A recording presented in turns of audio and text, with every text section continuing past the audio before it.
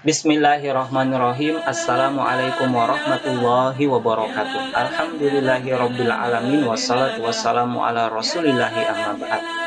Di video kali ini kita akan membahas materi tentang cahaya dan alat optik. Kompetensi dasar pada materi ini adalah menganalisis sifat-sifat cahaya, pembentukan bayangan pada bidang datar dan bidang lengkung, serta penerapannya untuk menjelaskan proses penglihatan manusia, mata serangga, dan prinsip kerja alat optik.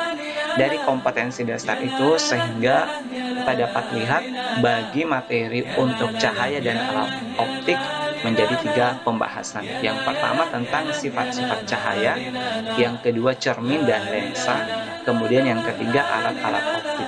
Khusus di video kali ini, kita hanya akan bahas materi tentang sifat-sifat cahaya. Baik teman-teman sekalian, cahaya dapat kita temui di mana-mana. Bagi mereka tentunya yang memiliki mata yang normal, alhamdulillah. Cahaya menunjukkan beberapa sifat tertentu yang mirip dengan sifat gelombang. Cahaya memantul dengan cara yang sama seperti gelombang memantul. Nah, dalam pembahasan ini kita akan mengamati, mempelajari beberapa sifat lain gelombang yang dimiliki oleh cahaya. Contohnya ada nanti istilah pembiasan, ada dispersi. Dan kita juga akan belajar bagaimana mekanisme pemantulan cahaya pada cermin datar, pada cermin cekung, dan pada cermin cembung.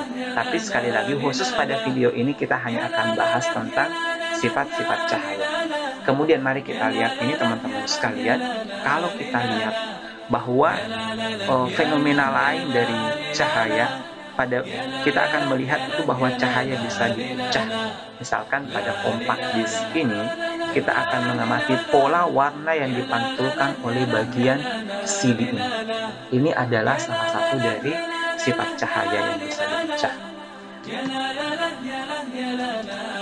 Teman-teman sekalian, kalau kita mengamati alam yang ada di sekitar kita, langit yang cerah yang berwarna biru, kemudian sawah yang hijau, dan bunga yang beraneka ragam. Tahukah kita bahwa kita bisa melihat semua itu karena ada sesuatu yang Allah ciptakan di alam ini yang disebut dengan cahaya. Mungkin juga kita pernah mengalami terjadi pada suatu ketika malam gelap gulita. Maka kita tidak bisa melihat benda-benda yang ada di sekitar kita. Warna-warni yang kita lihat itu tidak bisa kita lihat lagi. Nah, itulah yang terjadi ketika cahaya ini tidak ada.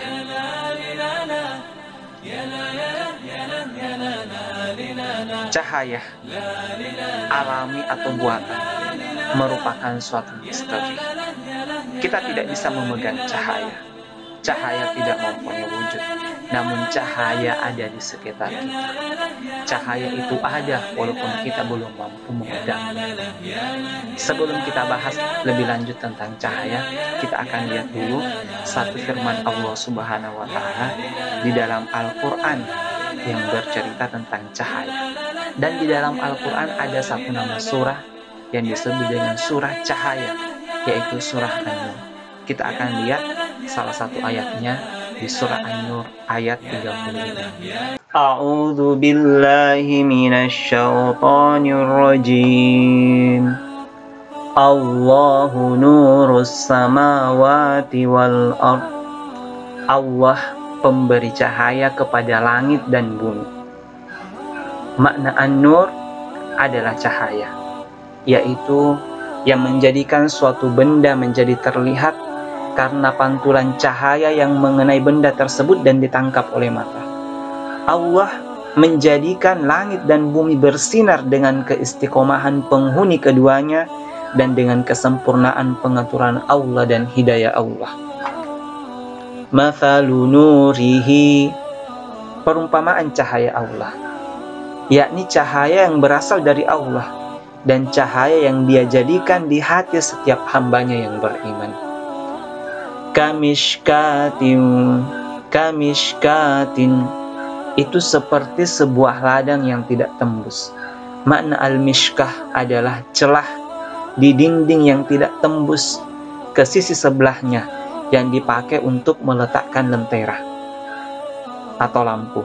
Celah ini digunakan agar cahaya dari lentera, dari lampu dan semisalnya bisa lebih kuat. Maka perumpamaan cahaya Allah kamishkah, mishkah. Fiha misbahun, yang di dalamnya ada pelita besar, yaitu lentera. Al-misbahu fi zujajah, pelita itu di dalam kaca.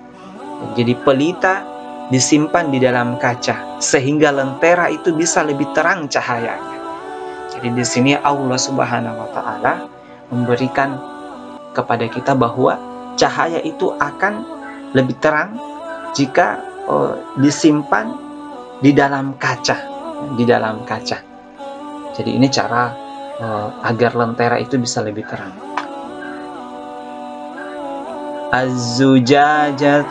Az-zujajatu ka'annaha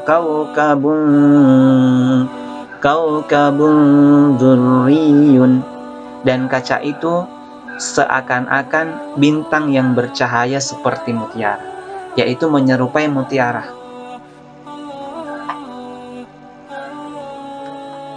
Yuqadu, yang dinyalakan, yaitu yang lentera tadi yang dinyalakan. Min syajaratin mubarakatin zaitunah, dan dengan minyak dari pohon yang berkahnya, yaitu pohon zaitun. Terdapat pendapat mengatakan bagian dari keberkahan pohon ini adalah buahnya dapat dipakai sebagai lauk, bisa dipakai sebagai minyak, bisa dipakai sebagai penyamakan kulit, dan bisa dipakai sebagai bahan bakar. Dan tidak ada bagian pohon pun yang tidak memiliki manfaat dari zaitun ini. La syarqiyatin wala gharbiyah, yang tumbuh tidak di sebelah timur dan tidak pula di sebelah baratnya, yakni yang tidak terhalang dari cahaya matahari, baik itu di waktu matahari terbit maupun matahari tenggelam. Yakadu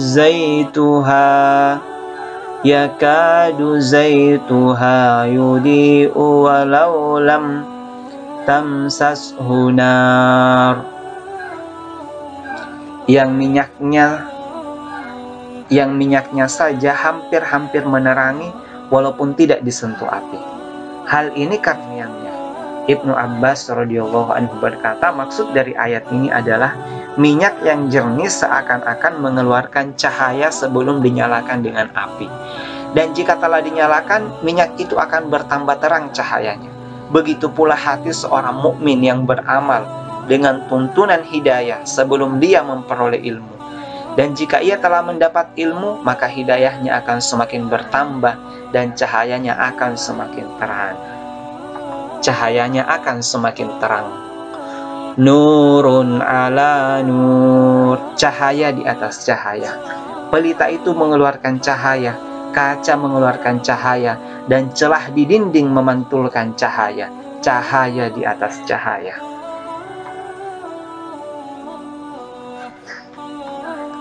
Yahdillahu linurihi may yasha, Allah membimbing kepada cahayanya siapa yang Allah Subhanahu wa taala kehendaki.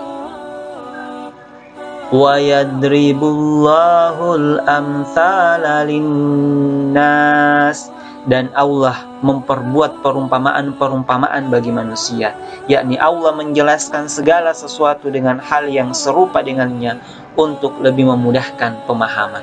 Wallahu bikulli syai'in alim, dan Allah Maha mengetahui segala sesuatu.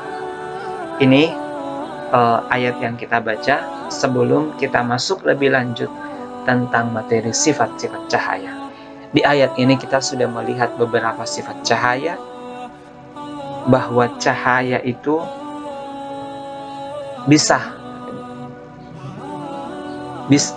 dari ayat ini kita bisa melihat beberapa sifat-sifat cahaya yang Masya Allah sudah Allah Subhanahu wa ta'ala jelaskan di dalam Al-Quran. Sekarang kita masuk, kita lihat sifat yang pertama, cahaya bisa merambat lurus. Dari sebuah cahaya atau dari sebuah sumber cahaya, seperti ditunjukkan pada gambar ini, cahaya itu akan merambat ke semua arah apabila medium dilalui cahaya itu serba sama. Nah, bagaimana perambatan cahaya itu? Jadi cahaya merambat melalui garis lurus. Bayang-bayang terjadi sebagai akibat cahaya merambat pada garis lurus. Hal ini tidak sulit untuk dipahami. Jika kita menyalakan lampu senter atau lilin di ruang gelap, kemudian kita buat seperti ini, ada lubang, maka cahaya akan merambat lurus seperti ini. Jadi, maka kita akan melihat berkas cahaya lurus itu. Berkas cahaya lurus di sini, jika sebuah benda memasuki berkas tersebut, maka benda akan menghalangi sebagian cahaya tersebut dan dihasilkan sebuah bayang-bayang. Dan cahaya tidak membelok di sekitar benda tersebut. Jadi kalau ada seperti ini, dia tidak akan belok seperti ini, tapi akan merambat lurus. Nah, kita lihat, ini ada bayang-bayang benda. Jadi bayang-bayang merupakan suatu daerah gelap yang terbentuk pada saat sebuah benda menghalangi cahaya mengenai suatu permukaan. Kita bisa melihatnya pada gambar ini. Jika sumber cahaya cukup besar, bayang-bayang sering terdiri dari dua bagian, yaitu contohnya seperti ini. Kalau sumber cahayanya besar, terkadang bayang-bayangnya itu ada terkadang dua bagian seperti ini. Jadi ada bayang-bayang cahaya yang terhalang seluruhnya seperti ini, dia terhalang, disebut dengan umbrah. Dan daerah di luar umbrah hanya menerima sebagian cahaya, terbentuklah disebut dengan penumbrah. Jadi ini kalau terhalang seluruhnya disebut umbrah, kalau hanya sebagian penumbrah. Kalau terang di bagian luarnya itu tidak ada penghalang cahaya. Itu sifat pertama cahaya. Cahaya itu merambat lurus dan bisa menimbulkan bayang-bayang jika ada yang menghalanginya. Kemudian sifat kedua, cahaya itu bisa dipantulkan. Jadi berkas sinar yang mengenai sebuah cermin, misalkan itu disebut dengan sinar datang. Misalkan ini ada sinar yang datang, sedangkan berkas sinar yang meninggalkan cermin disebut dengan sinar pantul. Sebuah garis putus-putus yang digambar tegak lurus di sini, ini yang disebut dengan garis normal. Sudut yang dibentuk oleh sinar datang dan garis normal, dan sudut yang dibentuk oleh sinar pantul dengan garis normal disebut, kalau ini disebut sudut datang, sinar datang dengan garis normal disimbolkan I. Kalau sinar pantul dengan garis normal disebut dengan sudut pantul yang disimbolkan dengan R. Hukum pemantulan itu bahwa sudut datang sama dengan sudut pantul, itu sudutnya. Dan setiap cahaya yang dipantulkan, apakah dipantulkan dari sebuah cermin, aluminium foil, atau bulan, mengikuti hukum pemantulan ini.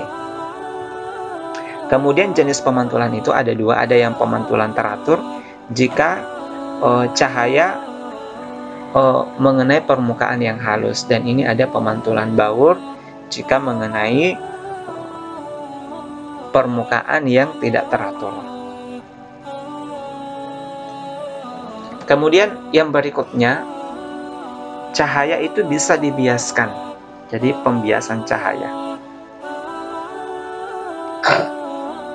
Jadi salah satu keanehan, jadi gelombang-gelombang cahaya normal yang merambat dalam garis lurus, apabila gelombang-gelombang cahaya itu bergerak dari satu jenis zat ke jenis zat yang lain, seperti misalkan dari udara ke air, maka kecepatan gelombang cahaya itu akan berubah. Jadi kecepatan gelombang cahaya itu akan berubah dan akan terjadi keanehan. Jadi cahaya di dalam, misalkan ini cahaya yang di dalam gelas yang terisi air, kemudian yang terisi uang logam seperti ini, atau ada pensil ini, maka akan mengalami pembelokan.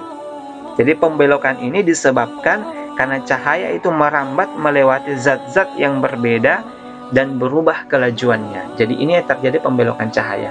Kenapa terjadi seperti ini? Karena terjadi perubahan kecepatan cahaya yang masuk dari medium yang berbeda.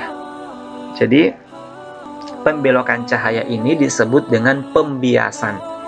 Pembiasan cahaya. Jadi pembiasan cahaya ini adalah pembelokan gelombang cahaya karena perubahan kelajuan gelombang cahaya pada saat gelombang cahaya merambat dari satu zat ke zat yang lainnya. Kita akan melihat seperti ini. Misalkan ada sinar datang, ini ada kaca, ini udara lagi. Sinar datang ke udara seperti ini. Kalau dia masuk ke permukaan yang lebih rapat, maka dia akan mendekati garis normal. Kalau dia masuk ke udara yang agak renggang, maka dia akan menjauhi garis normal. Itu prinsip pembiasan cahaya. Kemudian yang berikut, sifat cahaya yang lain. Jadi ini, pernahkah teman-teman melihat pelangi di langit? Apakah warna-warna dalam pelangi tersebut? Jadi biasa kita lihat warnanya merah, jingga, kuning, hijau, biru, nila, ungu. Jadi ini warna-warna pelangi. Nah, sekarang bagaimana terjadinya warna-warna pelangi itu? Jika kita pernah melihat pelangi, berarti kita pernah melihat suatu peristiwa yang disebut dengan dispersi cahaya. Jadi dispersi cahaya itu adalah peristiwa terurainya cahaya putih menjadi warna-warna spektrum. Cahaya putih menjadi warna spektrum seperti ini. Itu yang disebut dengan dispersi cahaya. Pada gambar ini menunjukkan apa yang terjadi ketika cahaya putih melalui sebuah prisma. Prisma segitiga membiaskan cahaya dua kali. Pertama pada saat cahaya masuk ke dalam prisma di sini, masuk ke dalam prisma, dan kedua pada saat cahaya keluar dari prisma, keluar ke udara. Dua kali terjadi pembiasan. Oleh karena cahaya dengan panjang gelombang lebih pendek dibiaskan lebih besar daripada cahaya dengan panjang gelombang lebih panjang, maka warna ungu dibelokkan paling besar. Ini pembelokannya paling besar. Jadi sebagai hasil dari pembiasan yang berbeda-beda itu, warna-warna yang berbeda dipisahkan ketika warna-warna tersebut keluar dari prisma. Jadi ini teman-teman sekalian, jadi terjadi pembiasan cahaya dan pembelokan. Jadi cahaya putih ini sebenarnya berasal dari berbagai warna cahaya yang dibelokkan. Pembelokan ini karena setiap warna memiliki pembelokan yang berbeda. Ini efek dari pembiasan cahaya juga akhirnya menghasilkan yang namanya dispersi cahaya.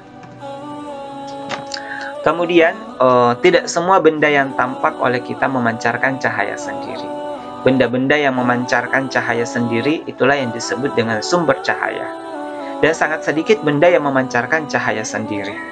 Sebagian besar benda-benda yang terdapat di sekitar kita itu tidak memancarkan cahaya sendiri. Benda-benda yang tidak memancarkan cahaya sendiri itu disebut dengan benda gelap. Coba kita lihat gambar ini. Ini beberapa contoh benda gelap.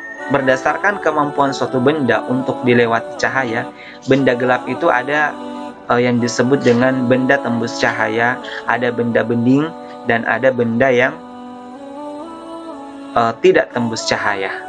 Jadi ini contohnya, ini benda tidak tembus cahaya, ini tembus cahaya, ini ada benda bening. Benda bening. Benda-benda yang gelap yang menghalangi cahaya untuk melewatinya disebut dengan benda yang tidak tembus cahaya. Contohnya kayu, besi, tidak bisa dilewati. Kemudian benda yang membiarkan cahaya melewatinya itu disebut dengan transparan atau benda bening. Air, udara, dan beberapa jenis kaca meneruskan cahaya, tidak menyerap cahaya. Kemudian benda yang membiarkan sebagian cahaya melewatinya, namun menyebarkan sebagian cahaya lainnya disebut dengan benda tembus cahaya.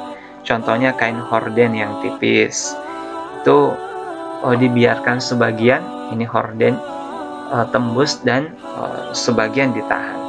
Jadi itu teman-teman sekalian. Baik, Ini beberapa sifat-sifat cahaya yang kita sudah sebutkan. Cahaya merambat lurus, cahaya bisa dipantulkan, kemudian cahaya bisa dibiaskan, dan ada dispersi cahaya. Demikian pelajaran kita pada kesempatan ini tentang sifat-sifat cahaya. Semoga bermanfaat dan bisa kita catat beberapa sifat-sifat cahaya yang kita sebutkan tadi. Wassalamualaikum warahmatullahi wabarakatuh.